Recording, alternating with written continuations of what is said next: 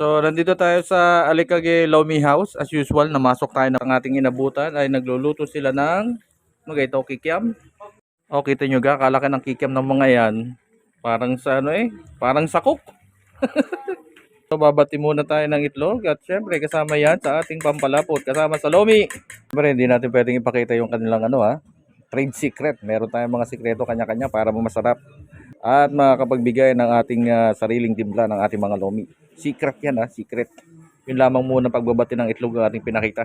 Madalas na rin tayo naglo-Lomi dito. So nung unang taon niya na nag-start siya, talaga napuntahan din natin ito. At ito yung sinasabi natin na Lomi na talagang loaded ng kanyang mga Lomi kasi ang laki ng kanyang lalagyan, ang laki ng kanyang serving. Tapos kumpara naman sa iba na oo nga maraming toppings pero yung serving naman napakaliit. Tapos minsan naman parang sopas na kapag nahangina ng konti talaga nagsasabaw na. Pero ito hindi ni sa Alicage Lomi House. Pati niya may-ari nito yung mag-asawa ay talagang swabing-swabe ho dahil na rin. Ay pagka ho kahit special lamang o regular baka hindi nyo kayang ubusin ng isang largahan laang. Kaya kung kayo pupunta din siguraduhin ninyo na wala laman ang inyong tiyan. So ito yung talaga nakagistan ko na toppings ng Lomi especially lagi nasa ibabaw niya yung kikiam at saka yung yung giniling na karne.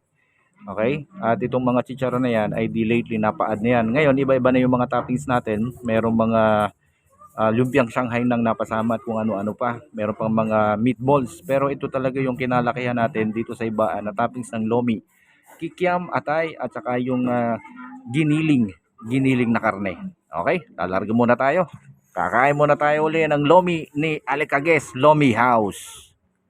At tayo hihiling ng isang rebusado. Ay!